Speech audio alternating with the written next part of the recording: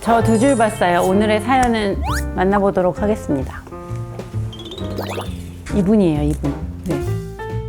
이분 제가 할 말이 되게 많은데 결론을 먼저 말씀드리면 결국은 자연임신을 해서 가셨어요. 네. 그래서 제가 되게 좀 이분을 만나고 나서 난임 의사로서 마음가짐도 좀 많이 바뀌었고 이분하고 얘기를 하면서 조금 더 열심히 공부를 하고 열심히 진료를 봐야겠다라고 일단 하여간 많은 생각을 했던 그런 사연의 주인공입니다. 한번 일단 편지를 읽어볼게요. 네. 존경하는 구화성 원장님께 원장님 안녕하세요. 좋은 소식을 가지고 편지를 쓸 수 있어 너무 기뻐요. 그동안 얼른 배움이 졸업해서 감사 편지를 쓰고 싶었는데 진짜 이런 날이 오다니 감격스럽고 아직 믿기지가 않네요. 작년에 저에게 시련을 계기로 분명히 좋은 일이 생길 거라며 계속 좋을 수도 계속 슬플 수도 없다고 말씀해 주셨는데 그 말이 너무나 와닿고 희망이 되었던 것 같아요. 매 순간 진심으로 난임 부부들의 어려움을 이해하시고 공감해 주시는 걸 보면서 단순히 환자를 대하는 의사의 역할을 넘어 의사라는 귀중한 직업이 너무나도 잘 어울리는 분이라고 생각했어요. 늘 학문적으로 접근하시고 잘 안 되면 다른 방법을 찾으려고 해주시는 걸 보면서 원장님께 큰 믿음이 갔던 것 같습니다.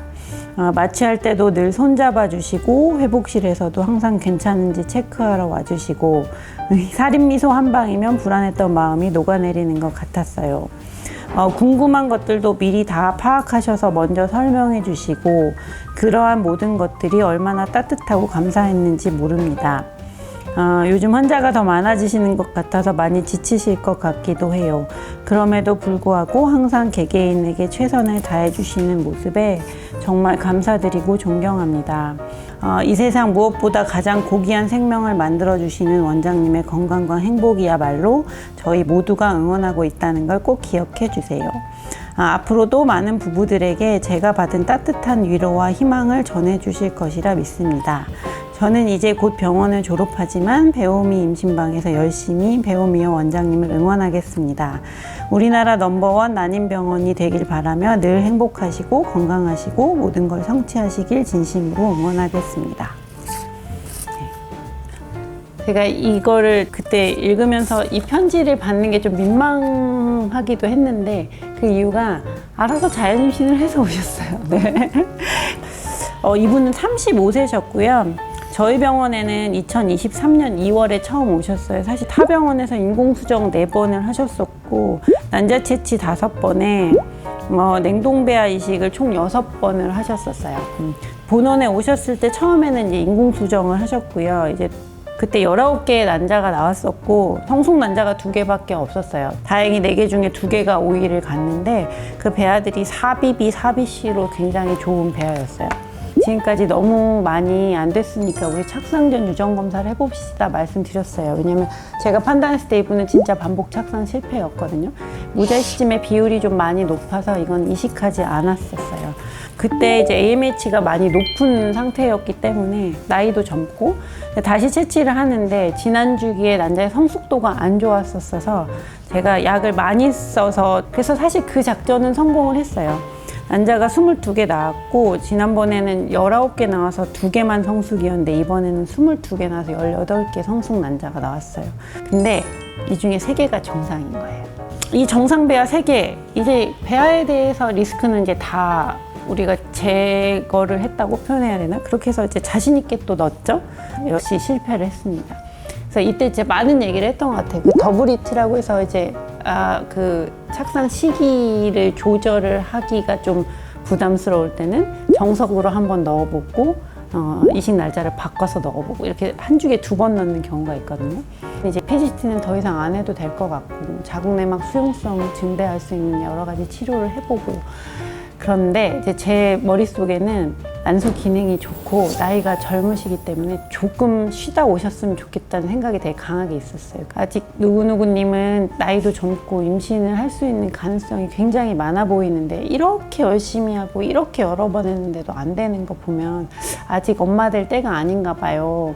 그래서 조금 쉬었다 오실래요? 그랬더니 또 거기에 동의를 해주셔가지고 쉬었는데 2024년 4월에 자연 임신을 해서 오셨어요. 네.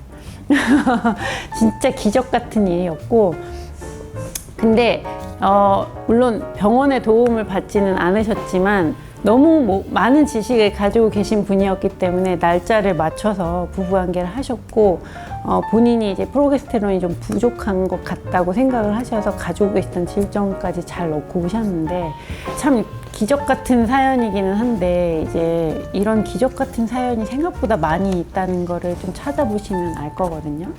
그래서 난임 치료를 열심히 하다가 올인해서 했을 때 안 되는 경우도 있잖아요. 그럴 때는 잠깐 쉬었다 오시는 것도 답인 것 같아요.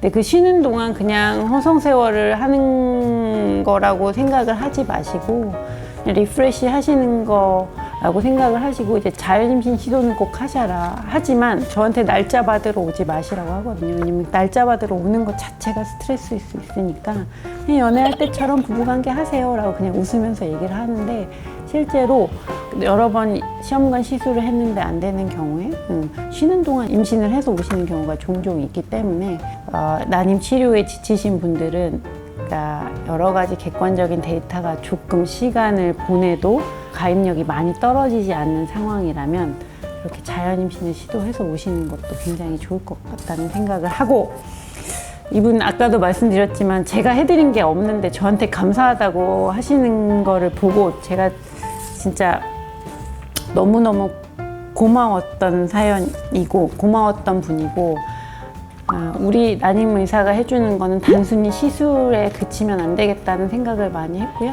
실제로 그래서 정서적인 지지를 많이 해드리려고 노력을 많이 하고 있는데 그게 뭐 얼만큼 와닿으시는지는 모르겠지만 최신 지견을 통해서 열심히 치료의 솔루션을 드리는 것도 우리의 몫이지만 저는 개인적으로는 같이 공감해드리고 같이 슬퍼해드리고 지치지 않게 같이 끌어가는 것도 주치의 몫이라고 생각을 합니다. 네. 다른 병원에서 열심히 하다가 안 되는데 저한테 딱 오셔서 되는 분들이 있잖아요. 제가 뭘 잘해서일까요? 물론 그런 것도 있겠지만 그냥 임신이 될 때 저를 찾아와 주신 거죠. 라고 저는 정말 생각하고, 그래서 이제 환자분들이 명의를 만들어 주시는 거지 뭐 명의가 뭐 따로 있겠습니까? 그러니까 하고 싶은 얘기는, 그러니까 제가요 아무나한테 다 쉬었다 오라고 할 수는 없어요. 왜냐면 나이가 많으신 분들은 정말 한 달 한 달이 크리티컬 할 수 있기 때문에.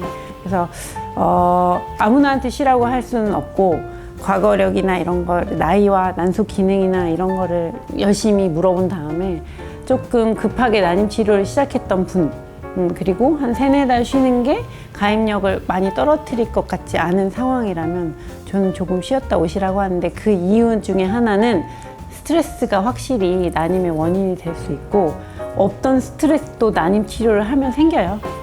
그래서 이 과정 중에서 너무 이제 피폐해진 몸과 마음을 좀 회복시키는 기간이 저는 필요하다고 생각합니다. 그래서 실제로 스트레스가 없는 상황에서 자연 임신을 시도해서 임신을 해서 오시는 분도 꽤 있고요. 네. 어쨌든 모든 난임 치료가 호르몬을 많이 투여를 해야 되는 상황이잖아요. 그러면 뭐 이론상으로는 뭐 아무리 호르몬을 많이 투여해도 다음 생리 시작과 함께 다 리셋이 된다고 얘기는 하지만, 호르몬으로 인해서 이제 몸도 많이 부어 있고, 그러니까 물론 피 검사를 해보면 다 리셋이 되는 게 맞지만 전혀 영향이 없다고 감히 말할 수는 없을 것 같아요, 제 생각에는. 그래서 제가 이제 환자분들한테 쉬고 오시라고 할 때 말씀드리는 게, 호르몬 프리 기간을 좀 가져라. 지금까지 너무 힘들었으니까 이제 이런 표현도 쓰거든요. 이제 임신 쉬는 기간을 너무 오래 갖지는 말라고 말씀드리는 게, 왜냐면 그 사이에 진짜 1년씩 가진 건 바람직하지 않은 것 같아요. 나이가 들면 들수록 가입력은 떨어지니까.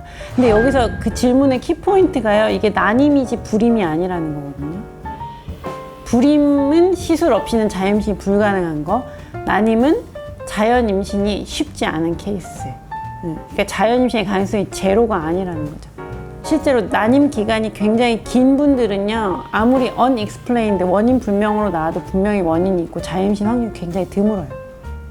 그런데 이렇게 나이가 젊고 난임 치료를 좀 빨리 시작하신 분들은 실제로 난임 치료를 했을 때 임신이 안 되다가 그 좀 쉬는 동안 임신이 되는 경우가 많아요. 그래서 저희가 플랜을 짜고 앞으로 예후를 볼 때 아, 이번에 임신이 잘 되겠다 아니다라고 생각할 때 사실 굉장히 중요한 게 난임의 기간이에요. 그런 것들을 이제 감안해서 쉬는 기간도 잘 상의를 하시면 될 것 같은데, 어쨌든 6개월 이상 치료를 안 하고 쉬는 거에 대해서는 이제 저희도 좀 불안한 마음들이 있는데, 뭐 나이가 젊으시고 난소 기능이 좋다면 뭐 1년 정도 쉬시는 것도, 갑자기 이제 뭐 정말 38, 9이신 분들이 1년 쉬고 올래요. 그럼 아유 그거는 좀 그런데 32살이신 분들이 저 1년 쉬고 올래요. 난소 기능 괜찮고, 저는 오케이라고 말씀드려요. 그때 마음만 급하지 않고 불임 치료, 난임 치료를 받지 않는 기간이 불안하지만 않다면 충분히 쉬고 오셔라 이렇게 말씀드리고 있습니다.